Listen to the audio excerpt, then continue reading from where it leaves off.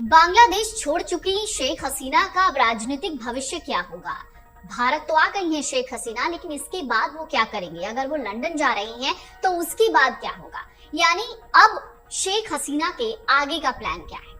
इसको समझने के लिए सबसे पहले उनके बेटे साजिद वाजेद की बातों पर गौर करते हैं। शेख हसीना के बेटे हैं साजिद वाजेद, जिन्होंने बांग्लादेश में तख्ता पलट में आईएसआई का हाथ बताया। एक रिपोर्ट है, मीडिया रिपोर्ट, जिसमें ये दावा किया गया है कि टेलीफोन पर उन्होंने इंटरव्यू दिया और इंटरव्यू में उन्होंने कहा कि अभी ठोस सबूत नहीं है, लेकिन पूरा यकीन है कि तख्ता पलट में आईएसआई शामिल है और शायद अमेरिकी सरकार भी। वाजेब ने कहा कि अभी इस नतीजे पर नहीं पहुंचा जा सकता कि तख्ता पलट पूर्व नियोजित था या नहीं, लेकिन विपक्षी जमात और बीएनपी की मिलीभगत है। विदेशी फैक्टर्स भी बांग्लादेश को अस्थिर करना चाहते थे। तो क्या ये शेख हसीना की आखिरी पारी थी?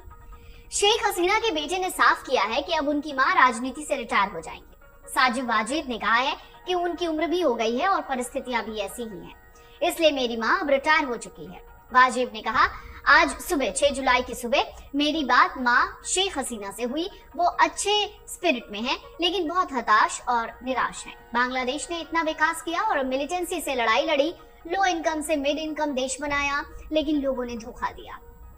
तो कहां शरण लेंगी शेख हसीना? साजिद वाजेद का बयान है, वो कहते हैं अभी शेख हसीना कहां राजनीतिक शरण लेंगी ये अभी तय नहीं हुआ है। जब तक ये फैसला नहीं होता तब तक वो फिलहाल भारत में रहेंगी। उन्होंने कहा, यह तख्ता पलट देश और शेख मुजीबुर रहमान के साथ धोखा है, जिन्होंने बांग्लादेश को आजादी दिलाई। तो क्या आर्मी के दबाव में इस्तीफा दिया है? इस पर भी उनके बेटे का जवाब आता है। इस सवाल के जवाब में उनके बेटे वाजिब कहते हैं कि आर्मी समर्थन में थी, वो खुद शेख हसीना को डिफेंड करना चाहती थी, लेकिन वो नहीं कर पाई। आर्मी जो है वो गोलियां चलाए और छात्रों की हत्या हो, वो भी नहीं चाहती है, इसलिए उन्होंने इस बारे में भी बहुत खुलकर कुछ नहीं कहा। वाजिब की अगर बात करें तो उन्होंने ये भी कहा कि शेख हसीना ने इस्तीफा देने का फैसला किया। वाजिब ने बताया कि शेख हसीना शनिवार को ही इस्तीफा देना चाहती थी और देश को संबोधित करना चाहती थी, क्योंकि वो नहीं चाहती थी कि किसी भी तरह की कोई हिंसा हो। लेकिन प्रदर्शनकारी पीएम आवास की तरफ बढ़ने लग गए, वहां उत्पात मचाया, इसलिए परिवार के लोगों ने कहा कि देश छोड़ना ही उचित है।